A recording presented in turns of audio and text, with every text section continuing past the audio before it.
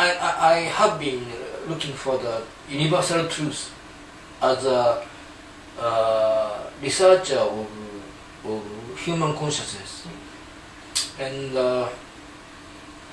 before, I called myself a researcher of the ordered states of consciousness, but now I simply call myself as a researcher of human consciousness instead of the ordered states of consciousness. And then what I can tell you is I had a cerebral palsy. Do you know this? Cerebral palsy. It's a kind of poliomyelitis. I had this problem at the age of 4 months. 4 months? Yeah. I had a temperature over 40 degree for 3 days. My eyeballs went up. And then the doctor said to my mom that this child would die, certainly. If he could survive, his brain would be totally damaged. So my brain is totally damaged now. And I have been surviving for 62 years. I'm 62. And then the half of my body is slightly paralyzed. And then I was put in an institute for disabled children, mentally, both mentally and physically. And amazingly, or unfortunately, this institute was run by Catholic nuns. So the rules were quite strict. So we did a kind of child play, and we have been, what's the word, scorned. We have been blamed or something like that. And then I had a series of traumas, PTSDs. And then I need to continue my story, sorry. And then I went back to ordinary school, primary school. And at the age of 10, I was put in another institute for disabled people. Here, I had really a series of extremely strong traumas, PTSDs. I couldn't reveal all the stories to you because they may be shocking to everybody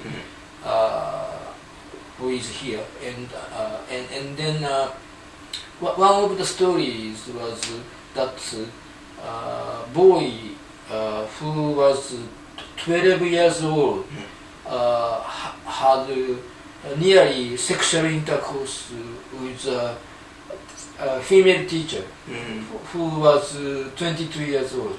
So, oh my goodness, I witnessed these things when I was 10.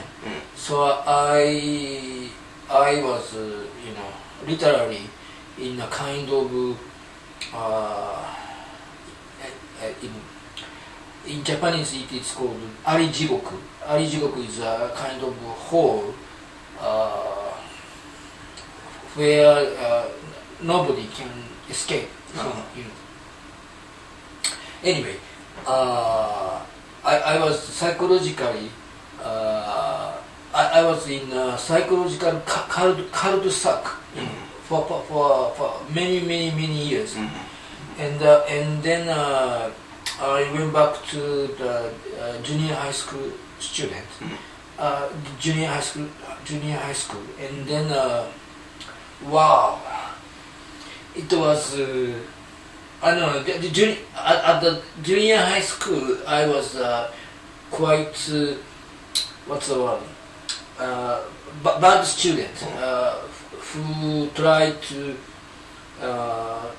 do things like sniffing thinner, what's the word? Anyway, instead of marijuana, because it was totally forbidden in Japan. Anyway, so And then what I want to tell you is that it was 1981 that I entered the senior high school, and then amazingly, it was the beginning of student movement, rampant, prevailing in my native city. 81, 71, sorry, 1971. And as you may know, the hippie movement was popular in, for instance, in the 60s, late 60s. And then in Japan, in Tokyo, there was a big student movement in 1968, and then 1969 in Osaka, and then in 1970 in Wakayama. It's on the south side of Osaka, Wakayama Prefecture, Wakayama City, and then my native town is called Tanabe. So when I entered the senior high school, it was the peak moment of the student movement in my town. So there were many free sexualists, anarchists, left-wing student movement students, etc., etc. So what can I say? I had a mind-blowing experience during my late teens, Okay, and then I was reading a subculture magazine at a bookstore in my hometown, and then as you may know, Timothy Leary was a guru of LSD in the 60s and 70s, and he and his student Richard Alpert, these two guys did experiments with LSD at Harvard University, and both were expelled from the university, as you may know. And what I can tell you is, according to Timothy Leary, the experiments of psychotherapy with the people who were put in a prison, his experiment was had the best record for not repeating the crime after getting out of their prison. According to him, this is the best record. So presumably psychotherapy with LSD was showed the best results, according to him, Leary, Timothy Leary. And then his student, Richard Alpert, wanted to experiment with LSD with Indian gurus. So he went to India, and he wanted to ask one of these gurus to take all the stuff which he was carrying. I read this article in this subculture magazine, and then the guru apparently noticed his intention. So he said to Richard Alpert, give me everything to me, and he swallowed all of them. And then he was calm and as peaceful as I don't know, God or etc. And Richard Alpert was flabbergasted. Wow!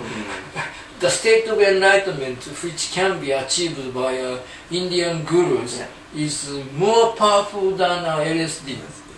And then he converted to this guru. And his name became Ramdas.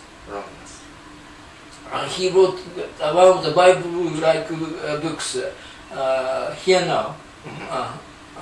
And then I know post-story of this incident, the whole thing. Apparently,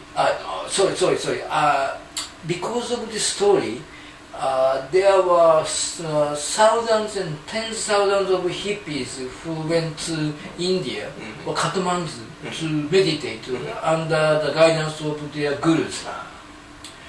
And so, if the story, post-story which I'm going to tell you, if this story, post-story, had been known in the 70s or 80s, this big movement of hippies going to India would not have happened. I tell this story to you, post-story.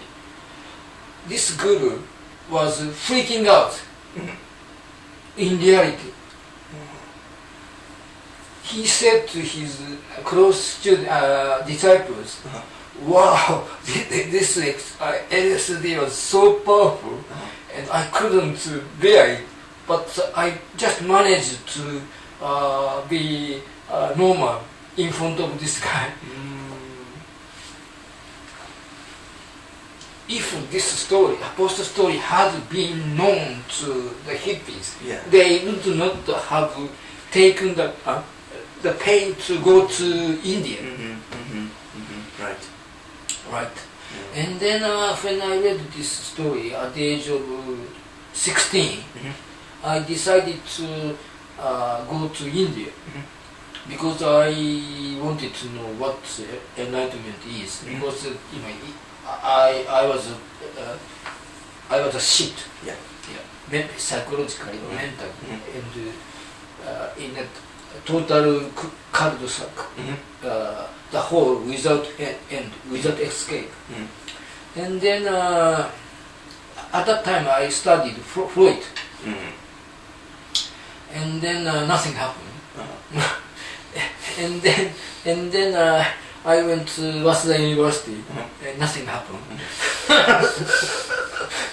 My peak experience was what I had during my senior high school senior high school studenthood. Afterwards, nothing happened. Nothing. My university life was full of shit. And then I studied French literature, and then I managed to speak French. So I needed to escape abroad. So I went to the Sahara Desert. Cut the story short, when I was an interpreter there, I had a chance to mention my interest in becoming initiated by an Indian guru to Japanese female French interpreter. She said to me, before that, I managed to locate one of the Indian gurus through a magazine which I bought at the airport of Paris when I went back to Japan.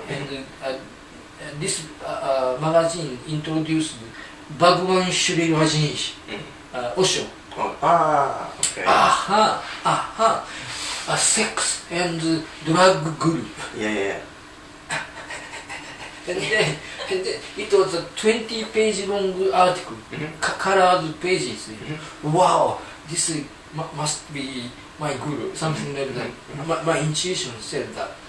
And then when I went back to Japan, I was finishing my university study, and then when I got on metro from Nakano to Takadano Baba. There was a advertisement in the car.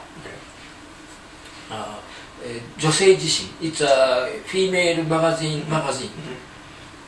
200 Japanese people went to a sex guru in India. And then I sneaked in a dark bookstore in Takadano Baba, and I bought this magazine. This is secret. And then I just read that. And then one guy, reporter, went to India, and he participated in tantra sex therapy. Apparently, everybody did had sexual intercourse, etc. And maybe this guy had a kind of complex, inferiority complex. And then that was the end of the story. So nothing interesting. Anyway, the name Bhagavan Shri Rajneesh was a kind of synchronicity-like name to me. And then I went to Sahara, and then I hark back to the story which I was telling you. I mentioned Bhagavan Shri Rajneesh to this lady. She said, "Wow, this guy's book is in the bookshelf of our camp manager in his room." So I hurried to him, the camp manager, and then I found the book, the White Clouds. I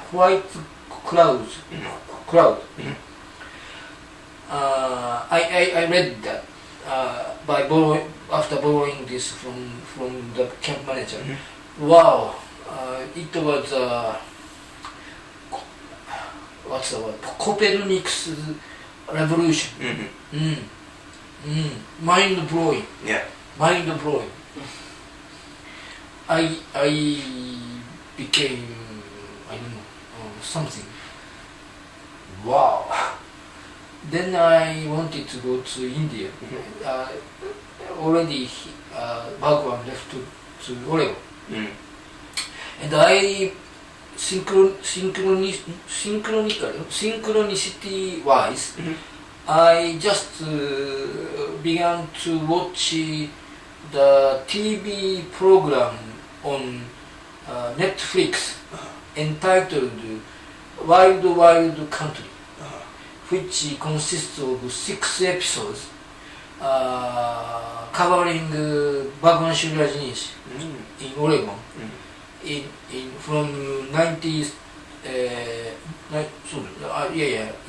Anyway, the activity in Oregon, especially Sheila, the secretary. She did a kind of she committed crimes, a series of crimes, and I finished just two episodes now, and anyway, Sheila needed to protect the commune, so she began to have idea through some food poison virus into a water system, etc. And nobody was killed. So, but I think she was sentenced to the prison. For several years, etc. So, if you are interested in that kind of aspect of my spiritual teacher, you can watch Netflix program which is called Wild Wild Country. And then, because my master had gone to the States, I needed to wait 1 more year, and I traveled all over Europe as a backpacker, and I smoked marijuana, dopes. I like. I'm fond of like Alastair Crowley. Yeah. And mind you, no Japanese would talk about this kind of thing, except me. Yeah. And then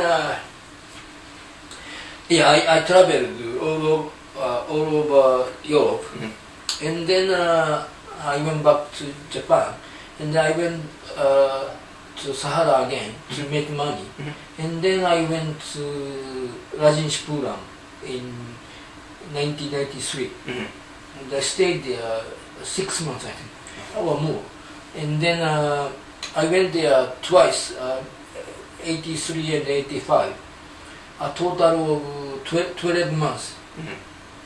And what I did may be related to what you said in the beginning, i.e., I took part in the course called deep hypnotherapy for 7 months. It was a kind of amalgam of different modern Western psychotherapies and spiritual disciplines, including meditation, chakra opening, Zen, etc. And I covered all the existing Western psychotherapies, like I don't know, you know these names: primal encounter, rebirthing, psychosynthesis, Arika exercise,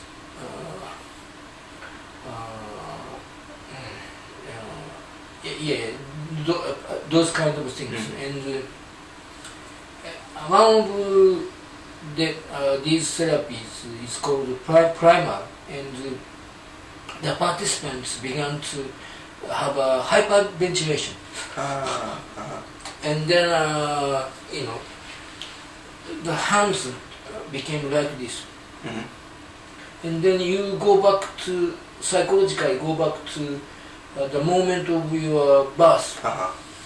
And primal means we repress these agonies at the moment of the birth. So we never experience the moments to release the full energy, potential energy, which may be related to what you were telling me when you went to one of these meetup workshops. Every week, they just express their anger, etc. And then, but by the way, I was experiencing a kind of heaven-like state of mind through releasing these repressed feelings and sensations, or etc. And one guy came to me. This guy was a German. My disciple name is Guhen, and he said to me, Guhen, you may be thinking that the mental state you are having through this dehypnotherapy may be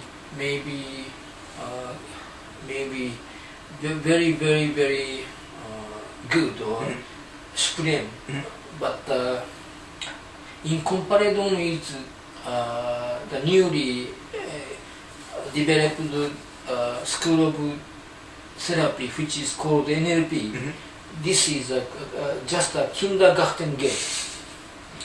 I couldn't believe that, because it was a joke for me, because I paid millions of yens, to participate in this, and I was experiencing a Zen-like enlightenment, state of mind. So I couldn't believe him. And he introduced me 2 books, maybe Frogs into Princes and transformation, something like that. I read them.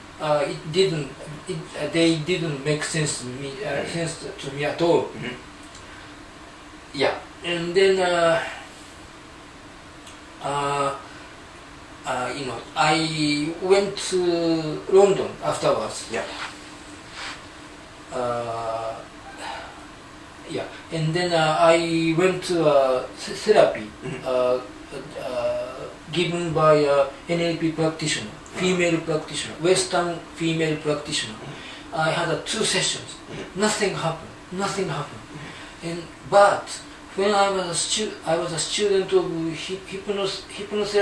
hypnosis school, called School of Hypnosis and Advanced Psychotherapy, SHARP. The principal, the headmaster was carrying Anthony Robbins' book, Unlimited Power, and showing this to the students. All of you, mind you, NLP is great, NLP. All the alternative medicine people around me were saying unanimously, NLP is the best. So I couldn't make head or tail out of what they are saying, because what they said to me contradicts my own experience. Either I was crazy or they were crazy. I needed a final choice, decision. Then John Grinder, I translated his book Turtle all the Way Down and published. That translation cost 10,000 yen.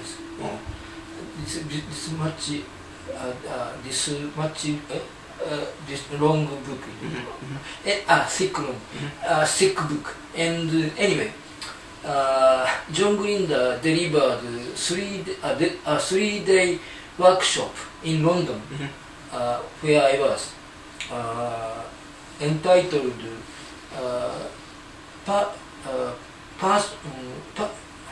Prerequisites to Personal Genius.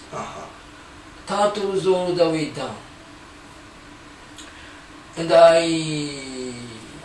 it was an eye-opener experience for me. Really supreme. His presentation was out of the world. I mean, wow. He had been a Jesuit, so he is very good at discussion and expositions of everything from epistemological point of view. He is good. He is now over 70 or 75 or 80, and I have been seeing him when he was in Japan, and his knife edge was a little bit what's the word? It is not very.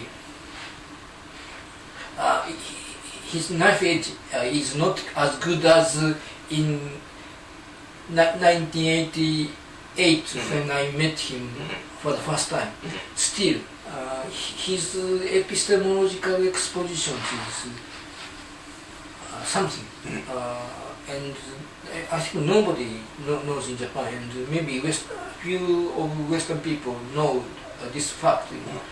He is a student of Gregory Bateson. Ecology of Mind, yes.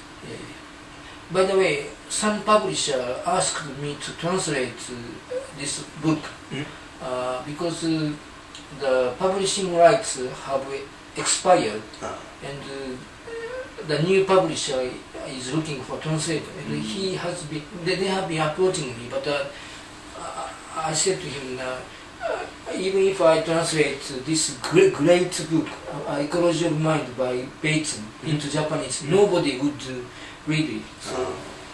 So that's the kind of the end of the story. So Bateson, Bateson, John Grinder, and hopefully Guhen Kitaoka, me. Yeah. That kind of thing. And by the way, when I was initiated by Bhagavan Sri Rajneesh, he changed his name also after I met him for the last time. So I call him Bhagavan Sri Rajneesh. He told Zen Koan, Zen story, just before going to the States. So this series of Zen Koan was the last one which he delivered before leaving India, 81. And this story is called The Goose Is Out. Goose Is Out. And the story is like this. What was the name of Rico? Rico was a student of master, and Rico, seemingly this is Japanese name, and Rico wanted to know how he can get enlightened. He asked this question to his master. He gave Rico a Zen Koan, which is like this. Here is a bottle, and we put a small glycerin inside. Now we continue to feed this glycerin, and then months after, the glycerin becomes a goose. And then he or she is in the bottle. And now Rico, we would like to save both. If we break the bottle, the goose would die. If we we can't save both, but could you think of the solution to save both, the goose and the bottle? And he meditated on this subject for 2 weeks in a retreat place. And then he came back to the master, and he gave his own solution or answer, which was abruptly rejected by the master. So meditates on that further 2 weeks, which he did. And he came back to the master, and he gave another answer, which was again rejected. So this process was repeated several times. So maybe 1 year passed, and he was deliberating on the subject totally. And then he became exhausted. He wanted to be saved. So he came to the master and he said to the master, forgive me, I can't go on like this forever. I'm fed up with this philosophical deliberation. I would like to stop my mind. Please give me your answer straight to me. Upon hearing this from Rico, the master clapped the hands and shouted, Rico, the goose is out.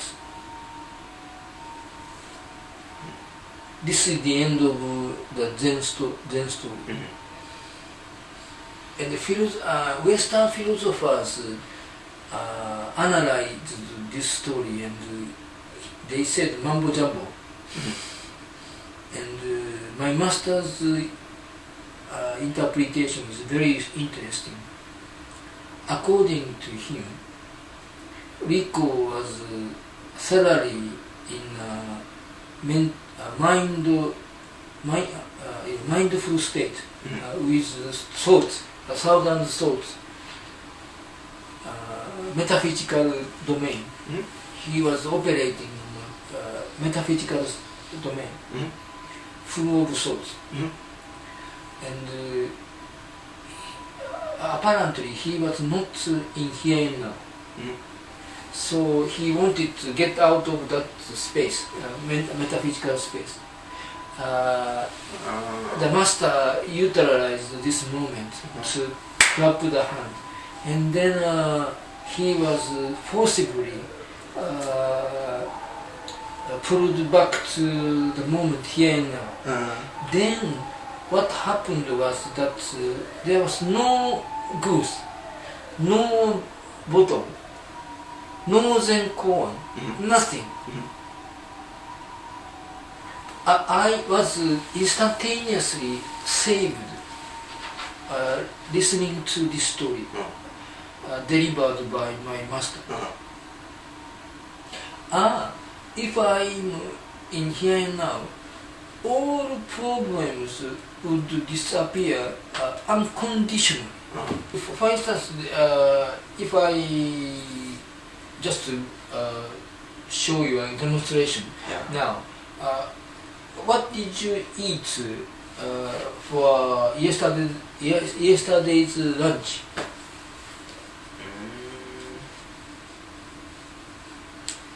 Well, I don't remember. For the supper yesterday? It was omorasu from Family Mato and some roast chicken salad. Yeah. And your eyes went up now, NLP wise. And then you have a visual recollection. Yes. And usually we are in a trance. Now you are in trance, by the way. This trance means we are having hallucinations, visual hallucinations, auditory hallucinations, kinesthetic feeling like hallucinations. And we have this kind of hallucination for I think 90% of our waking time. Yes. Okay? Yes. And this is not here and now. Yes. Yeah. That's the meaning of the Goose Is Out. Yes. Yeah. And if we can agree with each other, it would be great. And when I had a traumatic PTSD-like experiences, all of them were flashbacks, you know.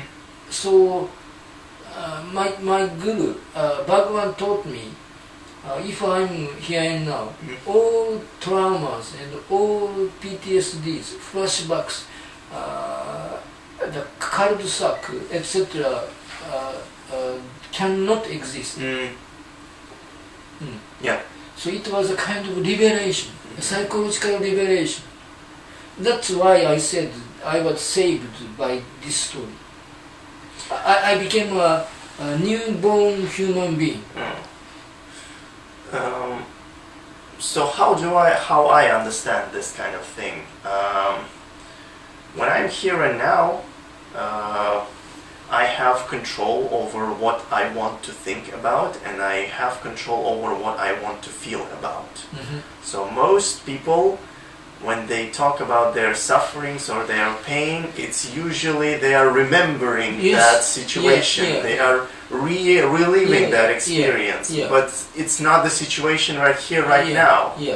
So it's basically they are constantly reliving the moment that has already passed. And this is called pain body by suggested by Eckhart Tolle.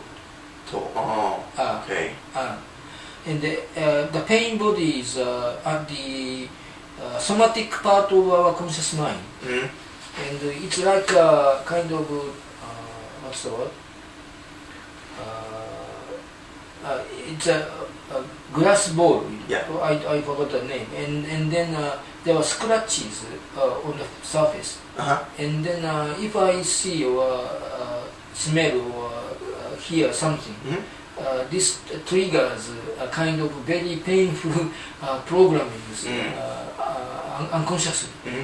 And we react instead of respond. Yeah. Exactly. I love the word react. Basically, it's repeating action that was there. Yeah. It's not responding to it. Yeah. And cut the story short again. I was saved by my master momentarily, i.e. When I was in the ashram commune, I was good. I was with a high spirit because my dopamine, endorphin, serotonin in my brain were activated. But the problem was this: when I went back to Japan, there are so many conditioned reflexes, anchoring, NLP. So I was pulled down to the worldly, phenomenal world, and I forgot, I couldn't remember that being here and now is nothing but a psychological revelation. So I was momentarily saved by master, but I couldn't perpetuate that moment for 24 hours. And then I was struggling. Yeah. And then cut the story short. When I met John Guhen, he taught me to perpetuate that state of mind for 86,400 seconds a day. What do you think? I think it's a great thing. 86,000 seconds. 86,400 seconds. It's 24 hours? Yeah. But by the way, if you live, I don't know how old you are, if you live 30 years, it means 100 million seconds. 100 million seconds, okay. Yeah. And then if you live 90 years, it means nearly 1 billion seconds. And I tell you, if someone is not enlightened after 100 million seconds, I think he doesn't deserve to live.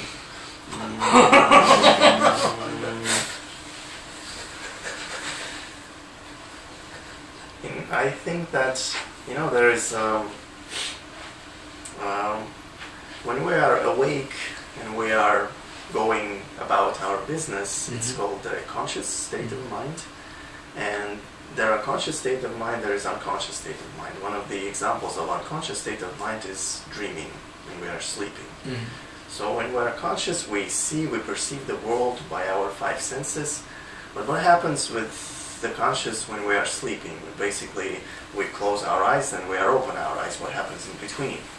So there is this theory that at that moment between the waking state of mind, between the conscious state of mind, conscious becomes a superconscious, so-called superconscious. And superconscious has access to all of the possibilities of the universe.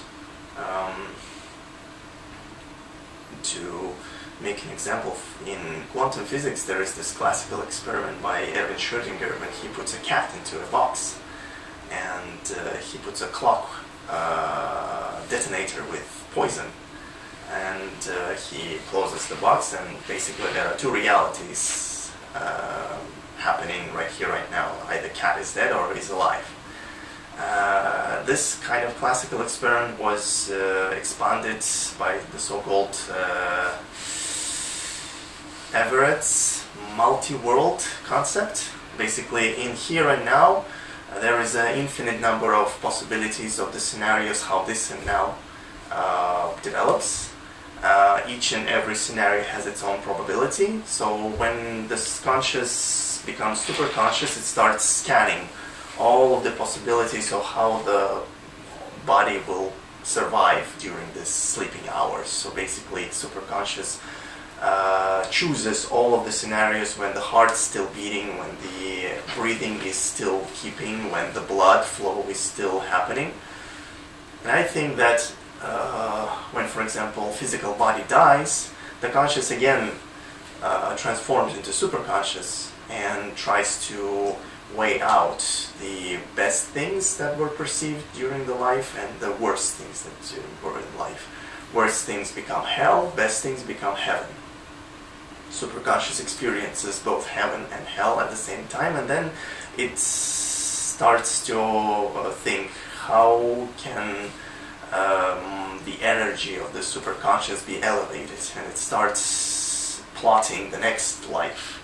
So I think nobody deserves life or death. Everybody has his own or her own set of challenges. Let's call it a soul. So the soul has its own set of challenges within the lifetime to be upgraded in terms of energy. If it's not upgraded, well, it will go to the next physical life, and there will be another set of challenges to make the soul like energy higher. So this is the area which you are interested in? I find it most comfortable for me to believe into. I don't think that I'm not interested in, but I feel this interpretation of how the world works is most comfortable for me right now. And you say that these meetup gatherings which you attended didn't offer something related to what you said. Those meetups,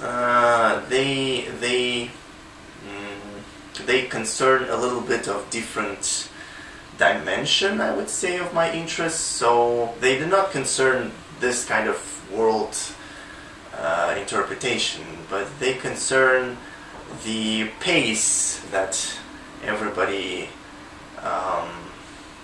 goes at. The speed, the tempo, everybody goes through his challenges in life, I would say.